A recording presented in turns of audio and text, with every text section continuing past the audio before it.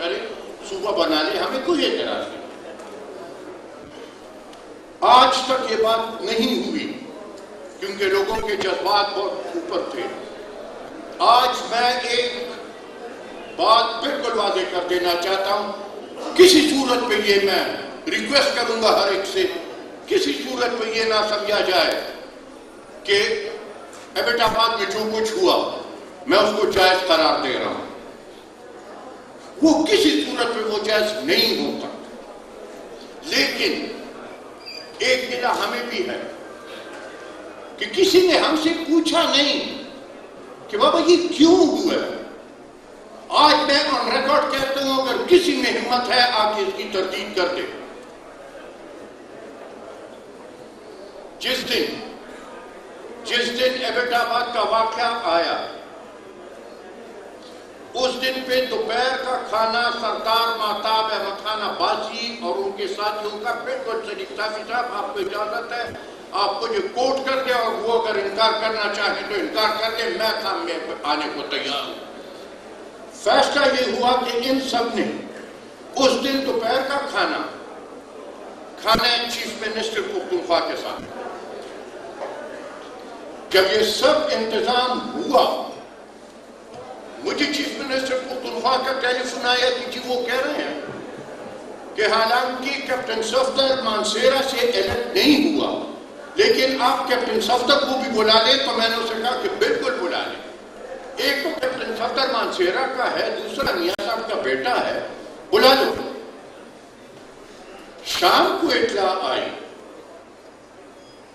پھر chief minister مجھے کہتا ہے کہ جی سردار مہتاب احمد خان عباسی نے بذات خود ٹیلی فون کیا مجھے کہ جی ہم فلانے تاریخ کو نہیں آ سکتے کیونکہ ہم نے فلانے جگہ پہ اپنا اجلاس بلا لیا ہے, تو ہم اپنا اجلاس کر کے دوسرے دن پھر آپ کے پاس آئیں گے. تو میں نے کہا ٹھیک ہے, اس میں کیا قباحت ہے. کہتے نہیں, اس طرح قباحت ایک ہے کہ جیسی سردار مہتاب احمد خان عباسی اور ان کے ساتھیوں نے اپنی میٹنگ کا اعلان کیا, مقام اور وقت بتایا, تو 1 گھنٹے کے اندر قافلی والوں نے بھی وہی وقت اور وہی مقام اپنے ورکروں کو دے دیا میٹنگ کے لیے. لہذا ہم آپ سے پوچھنا چاہتے ہیں کہ کیا ہمارے پاس اب دوسرا راستہ نہیں ماں سوائے اس کے کہ ہم دفعہ 144 لگا لیں. کیونکہ اگر ہم دفعہ 144 نہیں لگاتے اور یہ دونوں دڑے آمنے سامنے آتے ہیں تو اتنی تباہی ہوگی کہ اس کا کوئی اندازہ نہیں کر سکتا. اب میں گنہگار کہہ رہا کہ میں نے کہا کہ نہیں, ان دونوں مسلم لیگوں کو میں لڑانا نہیں چاہتا. دفعہ 144 لگایا ہم نے. قافلی نے دفعہ 144 کی خلاف ورزی کرتے ہوئے وہ باہر نکلے, اور میرے خیال میری اطلاع کے مطابق شاید غلط ہو, لیکن سنا کہ سلیم صافی صاحب اس کے بعد ایبٹ آباد گئے ہیں. وہ تھانہ انہوں نے دیکھا ہے جس تھانے کو انہوں نے آگ لگائی. اب اگر تو خود ایک گھر میں بیٹھا اور اس گھر کو کوئی آگ لگاتا ہے تو تو نے واپس گولی چلانی ہے کہ تو نے گولی نہیں چلائی. ہم یہ کہتے ہیں کہ صوبے کا ڈیمانڈ تمہارا جمہوری اور آئینی حق ہے. اب تو انہوں نے مسئلہ ختم کر دیا, کہتا ہے صوبے کے ساتھ بات ہی نہیں کرنی ہے, انسان کے بچے ہی ہیں, ہم نے مرکز سے بات کرنی ہے.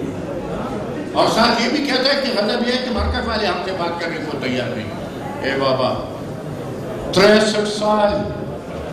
ہم نے اپنے صوبے کے لیے صرف نام کے لیے جدوجہد کیا. صوبہ تھا, اس کا نام چاہیے تھا. 63 سال جدوجہد کیا, کتنے جنازے ہم نے اٹھائے, کتنی قربانیاں ہم نے دی, تب جا کے کہیں نام ابھی ملا. آئینی حق ہے ان کا, لیکن میں اس کے باوجود میں نے بات کی, کھل کے پریس والوں سے بات کی ہے, اور آج بھی آپ کا کام ہے کہ کسی صورت میں جب تک عوامی نیشنل پارٹی کی حکومت ہوگی کسی صورت میں ہزارہ کی سے زیادتی نہیں ہوگی. ہم زبان اور نسل سے بالا اس صوبے میں جو بھی رہتا ہے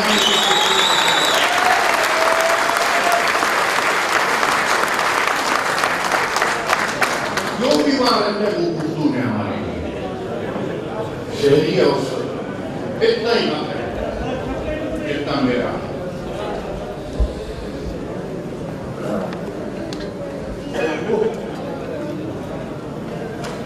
میرے خیال آپ کی مقصد کی بات تو ہو گئی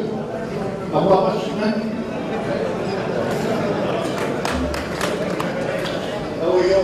اسفندیار خان ولی خان عطا خان عوامی نیشنل پارٹی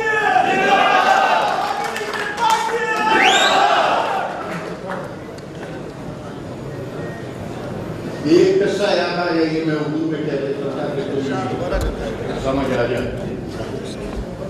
آج کل پھر کچھ لوگ نکلے ہیں برا بھلا ہمیں کہہ رہے ہیں آزاد کی ترمیم کے نتیجے میں کہ جی یہ زیادتی تھی یہ زیادتی تھی یہ زیادتی تھی یہ زیادتی تھی وہ کہتے ہیں ایک باپ بیٹا تھے کہیں جا رہے سفر لمبا تھا گھڑا ایک تھا باپ نے بیٹے سے کہا کہ تو بچہ ہے تو بیٹھ جا میں ساتھ پہلے چلتا ہوں بیٹے کو گدھے پہ بٹھا کے باپ ساتھ پیدل چلا پہلے گاؤں جب گئے تو دو بندے آئے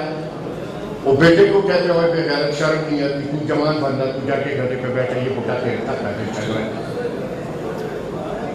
جب گاؤں سے نکلے بیٹے نے باپ سے کہا بابا کیوں میرا پیڑا کرنا کیوں تو آ کے بیٹھ باپ بیٹھ گیا بیٹا ساتھ چل رہے گاؤں جب آئے انہوں نے کور پہ گیا وہ چھوٹے بچے کو پیدل کرایا کون جا کے اوپر گدھے پہ بیٹھا بعد سے جب دیکھے باپ نے بیٹے سے کہا کہ آپ ایک ہی راستہ باقی ہے کہ دونوں گدھے پہ بیٹھ جائیں جب دونوں گدھے پہ بیٹھے اب تیسرے گاؤں گئے ہر لوگوں نے کہا یار شرم نہیں ہے کٹی گدھا دیکھا نہیں کیا تم لوگوں نے کہ ایک اور تم دونوں جا کے تم اس کی اوپر جاتے منم واللہ کو پیو کی سپریدی اگر ہم آپس میں لڑتے ہیں تو آپ کہتے ہو یہ لڑتے کیوں ہو اگر ہم آپس میں بیٹھ کے بات چیت کے ذریعے ایک متفقہ فیصلہ لے آتے ہیں وہ جی یہ متفقہ فیصلہ کہاں سے آیا دیکھیں آج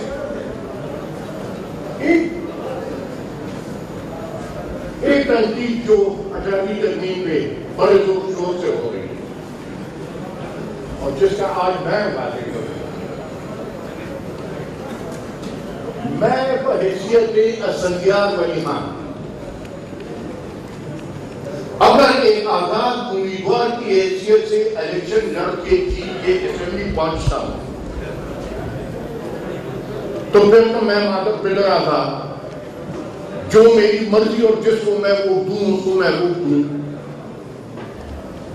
لیکن اگر میں ایک پارٹی ٹکٹ پہ الیکٹ ہو کے جاتا ہوں تو میں پارٹی ٹکٹ لیتا اس لیے ہوں میں آج سر عام یہاں میرے حلقے کے بندے بیٹھے ہیں میں سر عام کہتا ہوں کہ میرے پاس اگر ANP کا ٹکٹ نہ ہو خدا کی قسم اگر میں اپنی سیٹ جیت سکتا ہوں سیٹ میں نہیں جیتتا سیٹ پارٹی جیتتی ہے وہ سیٹ اسفندیار کی نہیں وہ سیٹ ANP کی ہے اور ہر ایک پارٹی جب الیکشن کے لیے جاتی ہے تو وہ اپنا ایک منشور ایک آئین اور انتخابات کے بعد انہوں نے جو کچھ کرنا ہے وہ قوم کے سامنے رکھ کے وہ جاتی ہے الیکشن کے لیے تو اگر میں ANP کے ٹکٹ پہ جا کے الیکٹ ہوتا ہوں تو کیا مجھ پہ پھر یہ فرض نہیں کہ میں اس پارٹی ڈسپلن کے تحت چلوں یعنی اگر پارٹی ڈسپلن کے تحت چلتے نہیں ہیں تو آپ ہمیں لوٹے کہتے ہو اگر ہم لوٹیازم پہ پابندی لگاتے ہیں تو پھر بھی آپ ہمیں گالیاں دیتے ہو تو کوئی راستہ آپ بتا دو کیا کریں ہم بڑے سوچ وچار کے بعد فیصلہ یہ ہے کہ جو بھی بندہ پارٹی ٹکٹ پہ الیکٹ ہو کے آئے گا وہ پارٹی ڈسپلن کا پابند ہوگا، چاہے وہ جو بھی ہو۔ پارٹی کے انتخابات کے بارے میں بڑے باتیں آ رہی ہیں، بڑے شور ہو رہا ہے۔ ہر ایک پارٹی کا اپنے طریقہ ہوتا ہے، اس طریقے سے وہ